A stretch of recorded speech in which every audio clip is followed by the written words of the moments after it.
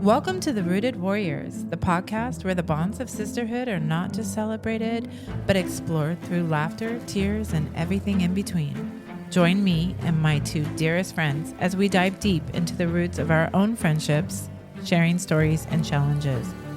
Whether you're looking for inspiration, advice, or just a good story, we're here to bring a piece of our sisterhood right into your life.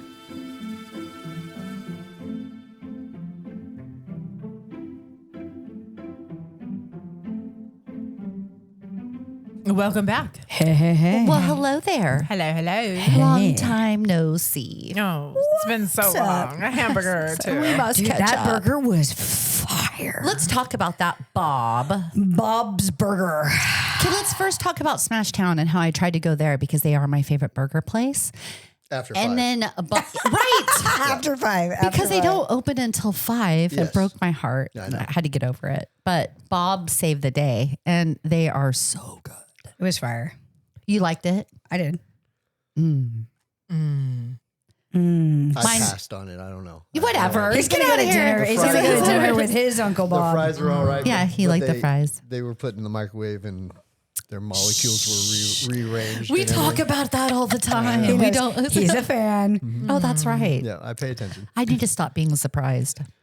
So today we're doing a flip the script with Luke here. Wow. So he's going to ask us questions. We've done it Scary. before, not with Luke. We're doing it now. Let's get a rundown. Who has done this? It's been like Jeremiah, Terry, Stacy my Wynn. mother-in-law. Oh yeah, Terry did one. Yep. All right. Yep. Let's go. Let's go. Go. Luke's in charge. Oh boy. It's his Okay. podcast. Yeah. Okay. That's where we were going to start. Is how in the world did you get vertigo? So you tell me. I don't know. You're 4'2". How I do you know. get- I've never been that high in my life. Oh my gosh, right? more ways stand than on one. a stool and got It vertigo. was just weird. You know, Bob and I went, I had an arthritic flare before we went to Washington. So I was at the hospital because I had my eye vessel had burst. And so my eye was all bloody and I had this horrible headache for like 2 days. Why are you laughing, Gina? You started saying that. All I can think in my head is tell me you're old without telling me you're old. Had a broken blood vessel in my eye. Haters. I can't even freaking tell a story around here. That's called a setup burn. I set you up to burn. Right? you right on And that now burn. roasting Mo. I got it is because I'm old. I got it because I'm fucking old. I don't know. I went in a plane and went a I've seen thing. a few of these podcasts. You get away with a lot. It's not happening this time. Oh, damn. This is going to be a rough one. Oh, shoot. So vertigo. Okay, Yeah. so that's rough then, huh? It's really bad, actually. So you can't stand up fast, or No, it doesn't matter. I mean, I've learned that I just got to do my thing, but I am constantly walking on a boat dock. So like at Bass Lake, when you're on the boat dock, that's how I feel all day long. And it's horrible. And at Zero night, break at all. no, I do get a little bit of a break here and there, but not much. I just always thought you were drunk. Me too. I'm just joking. Guys, it just started. She said the vertigo made me have to stop drinking. We thought it was the Everyone's vodka. No, but I'm just getting used to it. I've had a bunch of tests done. I had an MRI. I'm still waiting on the results of the MRI that I took. When was it? I took it July 16th. Wasn't that long ago. So yeah. Yeah. Still waiting. Still Okay. waiting for that. I've had went to a lot of doctors, went to the ear doctor. I really think it's my ear because I have that really bad ear I've had a lot of surgeries with. And once in a while that ear will give a weird pop out of nowhere. And it's not just a pop, it's like a really painful pop. Yeah. And then I feel a little bit better for a little bit and then it's back on the boat dock. So I don't really know what causes it because sometimes I feel worse than other times, but Did you go to the chiropractor? I did. He adjusted me twice and What's a didn't do chiropractor? anything. And nothing. Chiropractor does that? Inner ear adjustment kind of thing. Yeah. So inside your eardrums, you have like your eardrums go like this. And in there's these crystals that make your equilibrium like this, right? And then sometimes just like bouncing around or flying or whatever kind of movement can make one of those crystals kind of bounce out into your eardrum. And it makes you off just a little bit. Okay. And so being adjusted. She's always been off a little bit. Gina's always been off. Little tiny gnomes dancing with crystals in your Dancing ears. crystals in your ears and you're off a little bit. So the chiropractor can That's the adjust medical you term. and get it back where it's supposed to be. I like it when Luke's in charge. This is fucking great. Okay. He's like, and so medically speaking, This is this great. is the diagnosis. So anyway, so I've been walking around like that since June 8th. I've had vertigo. So whatever. I just kind of give up. Like I'm just living my life. Okay. What am I going to do? You know? Yeah. And it doesn't go away or? It has moments of going away, but for the most part, I'm on the boat dock. Wow. Yeah. You think, does it have anything to do with where you live? I don't think so. You know, like tuberculosis, you got to go to a dry area. You know, vertigo, you got to go to a higher elevation. I know, right? I don't know. Away from the boat dock. Yeah, away from the I boat don't dock. think that's You it. probably need to go to Italy and live there. Well, I just need to do that, period. Exactly, yeah. I just need to do that, period. We have talked Everyone about the thinks I'm Mediterranean. Italian anyway, Yeah. so I might as well embrace it, And right? You're a Willie now. I know. It's like, it rubs off like we were talking about in your podcast earlier. Forget it. Yeah, forget about it. Nobody in Italy has vertigo. You know what? I think you're probably right. Yeah. Yeah. Time to move. Can we move on past my vertigo? It's all 48 You guys are making me feel a little later. dizzy. I'm feeling a little dizzy If down here. vertigo gets you to go to Italy, then I also have vertigo. Me too. We all have vertigo. I'm I'm gonna working fall on down my right now. my vertigo. Let's see. We're asking questions. Okay. Well, I was going to mess with you and ask you what Uncle Bob's love language was, but I won't put you on that. No, you can do that. I don't care. Okay. Yeah. His is quality time and physical touch. Oh, see, I shouldn't have told you that question to begin Yeah. with, so you had time to answer it. No, we took that test a long time ago. Oh, all right. It was part of our podcast. Yeah. Was it? Okay. Yeah. I You're missed not that. You're not that OG of a listener. Yeah, burn. She burned you. What's your love language? It's Wait, episode 7. Yeah, now you have to answer. Mine's Episode touch. 7. I would say Touch. Men, go seven figure. kids. 7 kids tells Look me at me. My love language is when she breathes. When she's breathing at me. Anytime she's picking up the laundry off the Sometimes she ground. doesn't even have to be She doesn't breathing. even have to be. Really. Breathing is optional at this The other point. day I said, "Hey, are you awake?" She didn't answer. It was still a go. Yeah, I can't say no. She's putting all this pressure on me. Oh my god. It's the best time I ever performed. No She pressure. doesn't even No remember. pressure. Yeah, no He was pressure. a champion. 10 minutes later, she rolled over. She said, "I hope that was good for you." Too good. What was it that made you want to become a businesswoman? Well, why are they distracted at me? Because I don't know that. Okay, got it. I got into it because Bob was Yeah. a business owner. So, but I will say at a young age, I was like the head pretender. So my stepdad would say that I'm going to have to grow up and be the boss someday because I can't follow the rules that everybody else makes. So I'm going to have to make my own rules. And I was always a leader. I was a leader on softball team. I was a leader with my friends. I was just born to be a leader. So I'd like to point out this just for a second. And you picture Mo with a boss. Yeah, no, I can't. Mo, right. So that's not But I have happening. seen She it, though. is the I have boss. seen it, She though. is the boss. I have seen it. I have seen it when my grandma was around. My grandma would light Mo up. All the time. Oh, yeah. Really? Yeah, that's what I loved about her. Everybody has Goosey, their- Grandma Goosey's the original. Don't have no bosses. She has no bosses. Yeah. No, she and is no F's as well. No, yeah, she is her she way or was the the highway. best. Dude, I can't love any more that her name is Grandma Goosey. Yeah. Yo, she's amazing. Was she fiery then, huh? She once, my dad called me fat when he was like 42 years old. She once slapped him in the mouth. Hey, and then he apologized to me and her. To me and her. And said, "I'm Like sorry, Mom." immediately Yeah, kind of thing? Immediately. Immediately. Everybody apologizes immediately with Grandma Goosey. I stood by her the rest of the day. And I said, "This is my grandma. This is my grandma. Grandma." Talk to her. He's looking at me funny, grandma. yeah, right. Oh man. Yeah. But no, she'll slap me too. She will. And that's for being fat. If Because he's not wrong, right? you were Right. skinny, he wouldn't be picking on you. Yeah, right? Because he's not wrong. Yeah. It was she's a wonderful woman. She was a boss though, that's for sure. She's the best. Yeah. She was my favorite human. Yeah. Really? Yeah. She was an amazing woman. And the way Stop it, Gina, because I'm over here getting sappy and she's making fun of me. She always makes fun of me. Yes.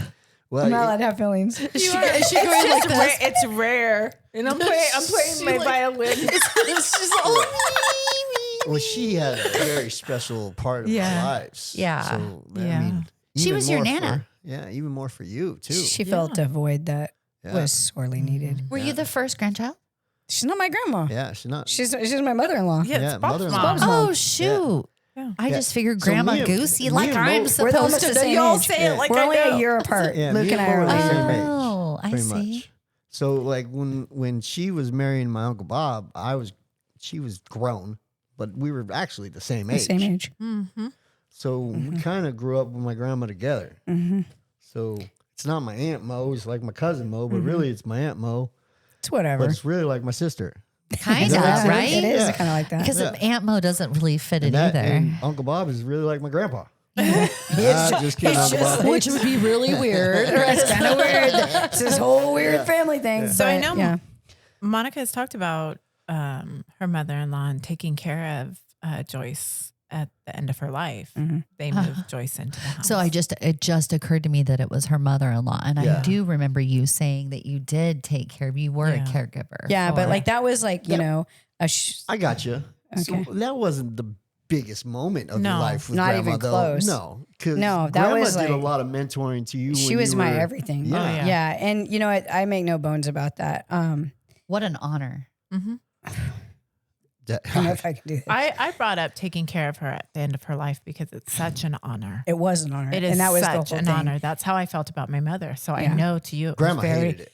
She was Of miserable. course. Grandma She She was Yeah. sounds very and I took care of her independent, through yeah. 2 hip surgeries, Yeah. shoulder surgery. You're a good Which- daughter. Yeah, I'm not a good daughter. I'm a pain in the ass. But Was she nice about it?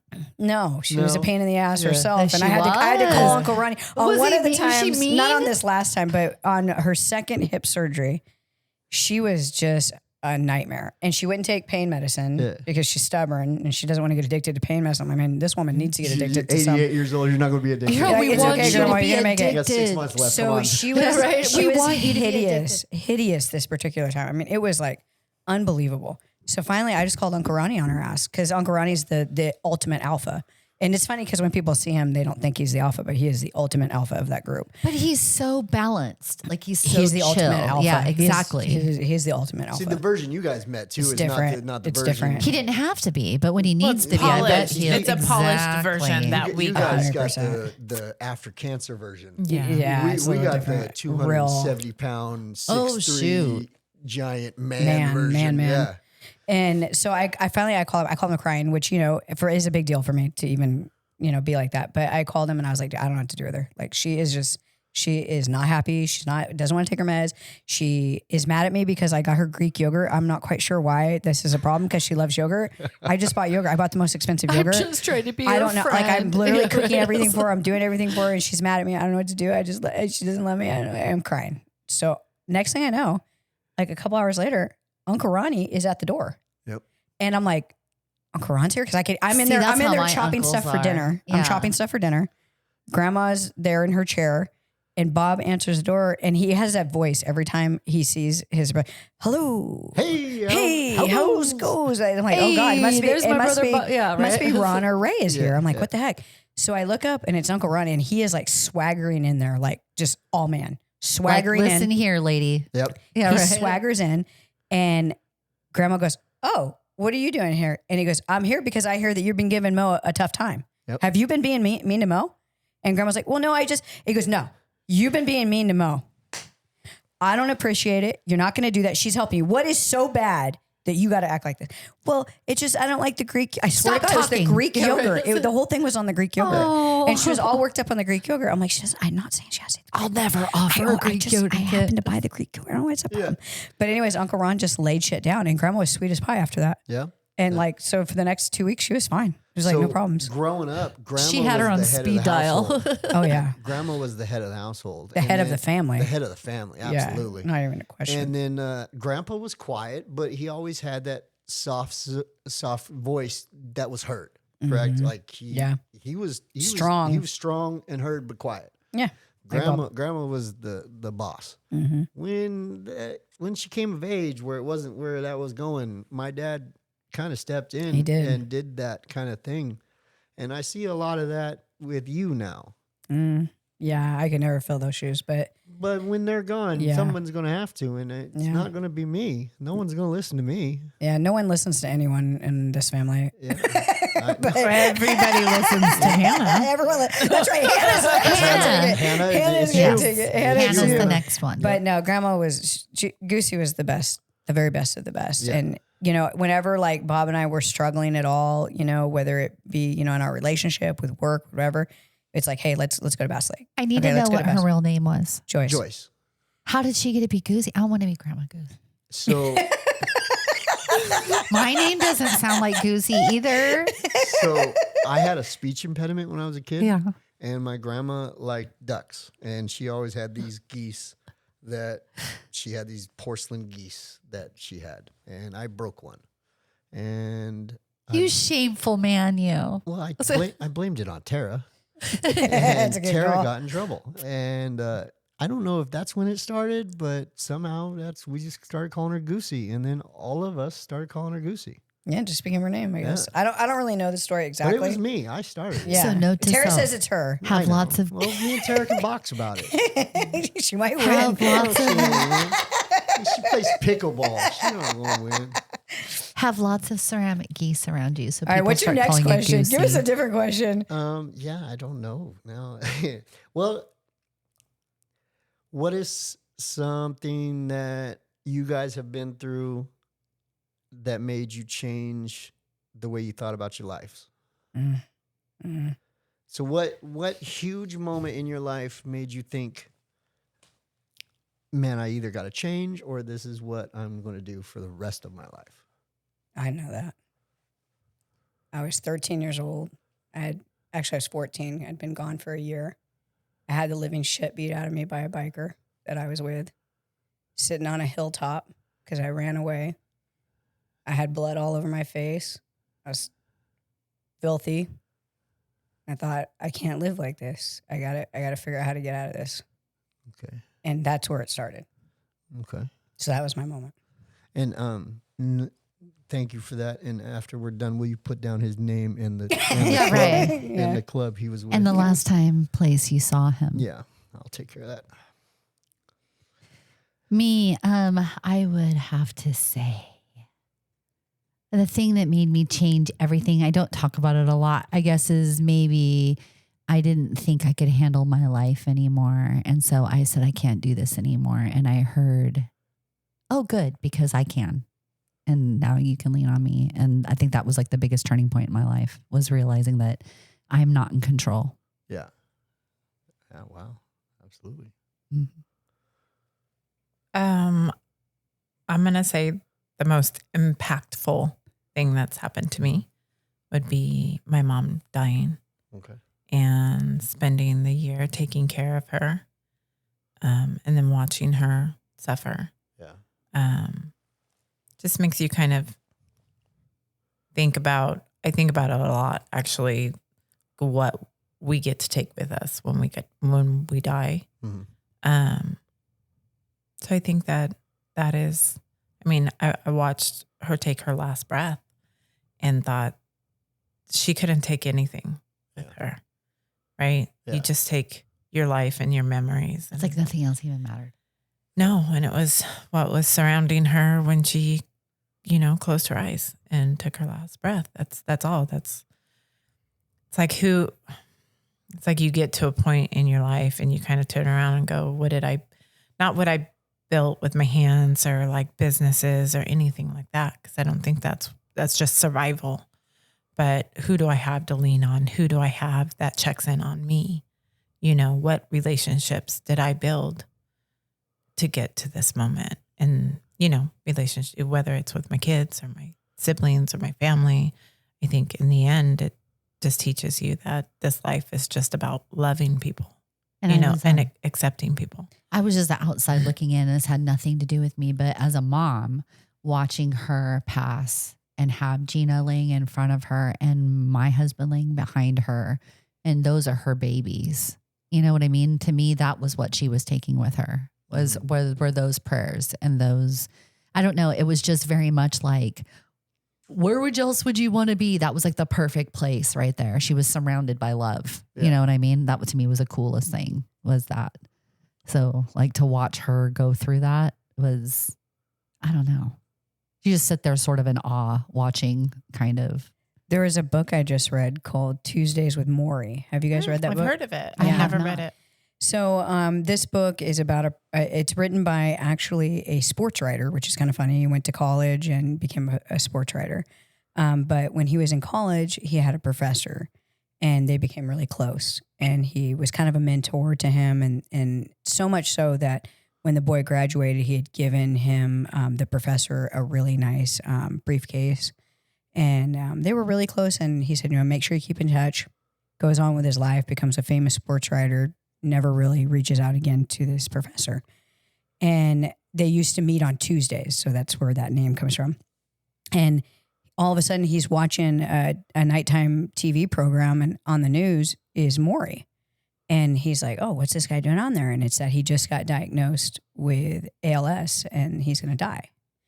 And that, he's talking about that. So he's like, man, like that's crazy. Like I'm going to go see him. So I don't want to like give away the whole story, although I just feel like I just might've done that. But anyways, so he ends up going and seeing him every Tuesday. And it's like, this guy was like a really driven,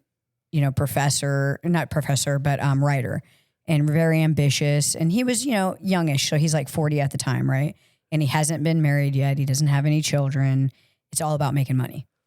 And so as he's spending time with a professor who has different people coming in and out that want to talk with him and meet with him and just glean anything off of him. And at the end of it, he said, I have the privilege of knowing that I'm going to die in the next few months. I can't live past this. And my body is slowly going to shrink away and I'm going to die. And I'm going to probably choke on my own spit, basically. And he said, it makes you realize that you can't take anything with you. And so when Gina said that, it's true, and when you have that moment that you're going to die any minute, it makes you look at things differently. But the reality is we are going to die at any time. We don't know. And we should start thinking like that before that happens. Absolutely.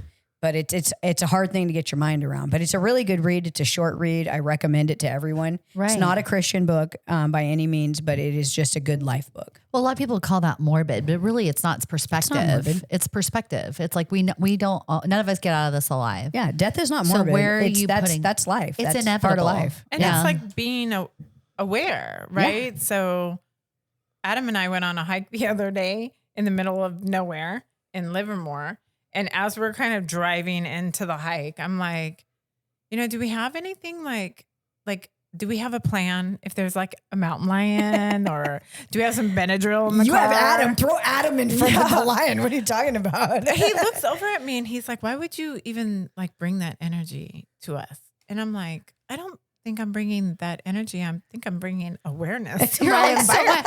My brother would call that My- preparedness. Yeah, I I just do that every being time aware. I enter a room. Yeah, same. Exit Being is aware where- of my environment, but I think It's a trauma Yeah, response. that's trauma. As Andy would say, that's a trauma response. That's a trauma response. Yeah, no, it's not. But it's just, it is being aware. Yeah. It's being aware that we're not invincible. We're all gonna die. So, I look you for know, a mountain lion. you I know, wish a mountain lion would Just try me. Try Come me. at Try me.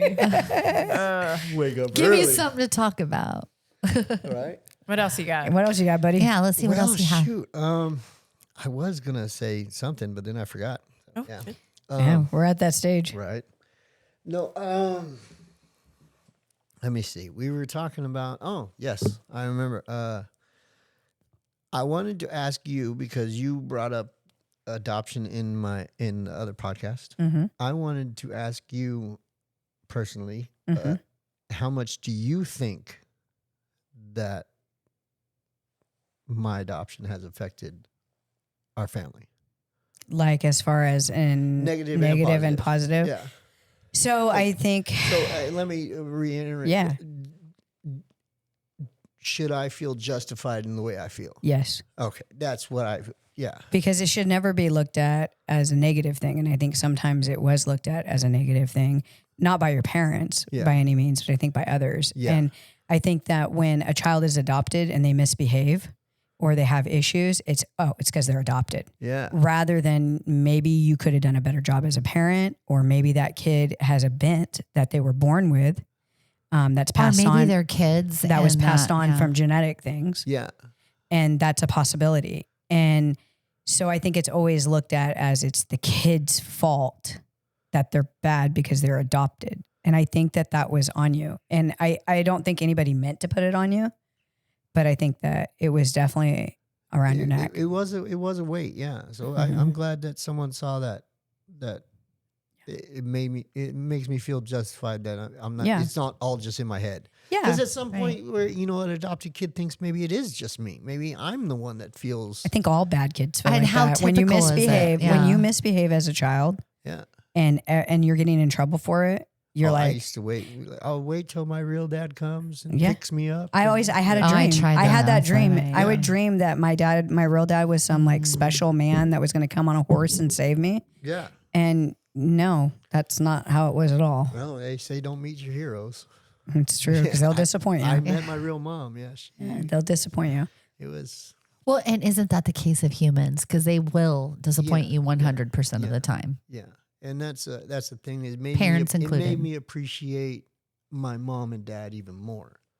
The ones that That's raised a you. good- Yeah, absolutely. Uh-huh. Like I went and my mom's biggest fear was I was going to meet this lady and I was going to choose her over my mother. But in reality, what really did happen is I went and I saw this lady and I said, "Hey, she looks like me. That's cool." And it was cool. Yeah. She's like the same height as me. She looks just like me. It was neat.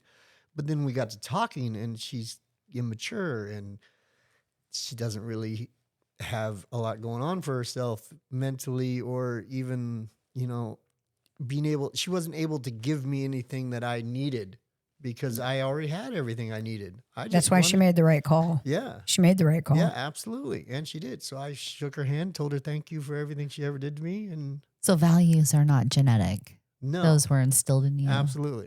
Those were instilled. That's really cool. 100%. But you got to know that Yeah. that's where they came from, Yeah. if you, in case you ever wondered. Yeah. I did want to talk about, you guys talked about how you guys had moments where you were taking care of your loved ones and stuff. I realized that because my grandpa passed away and I helped take care of him too.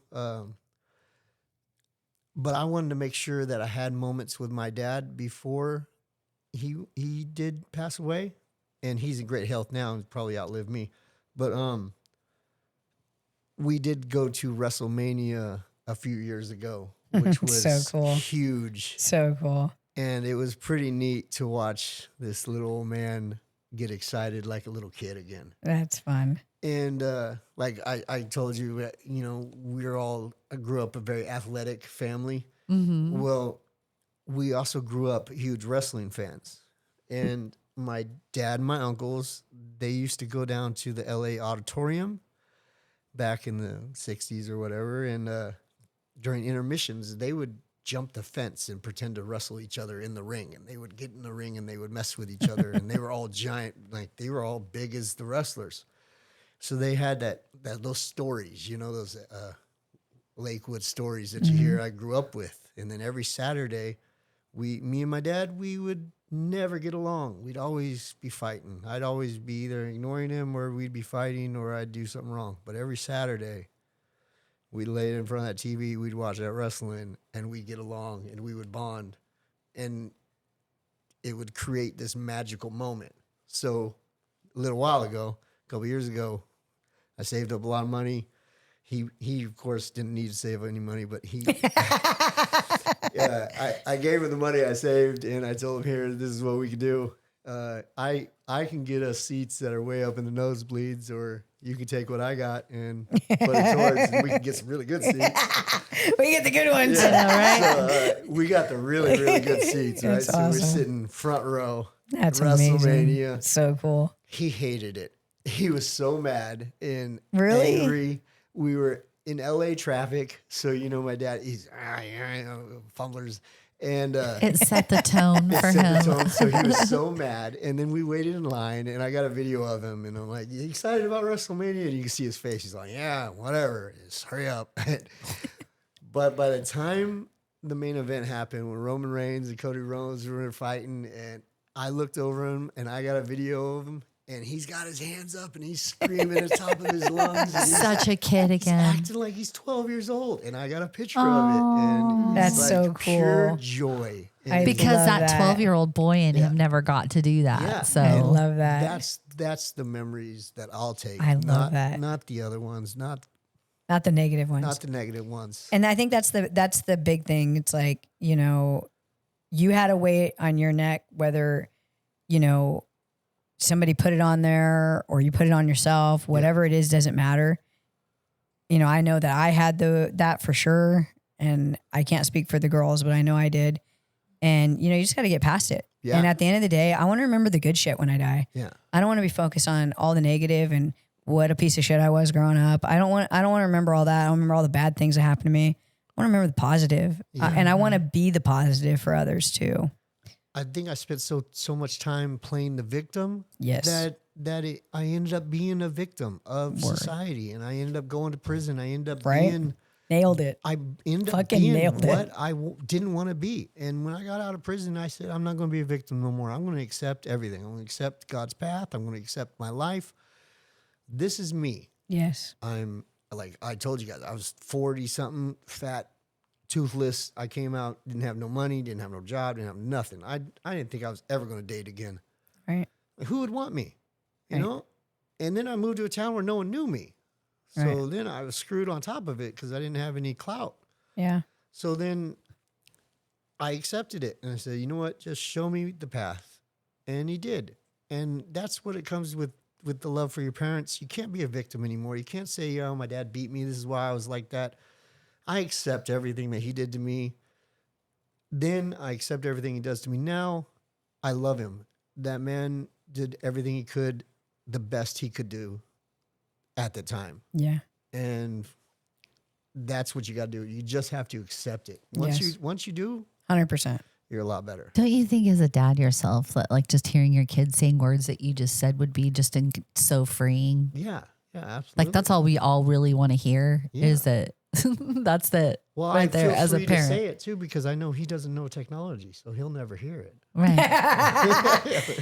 You know, I was talking to a guy friend of mine the other day, and he said, you know, because he, you know, had been through divorce with his kids, and that he said, you know, that he's spending a lot of his time when he's with his kids apologizing. He's taken a lot of time to apologize for their raising. Yeah. And, you know, like as a woman, that was like hard for me to hear from him. It hurt me for him because, you know, he was honestly just doing the best that he knew. He didn't know any better. Yeah. And not that that's an excuse because it's not, but it also made me look at like my relationship with my stepdad. And it's like, you know, he didn't know any better.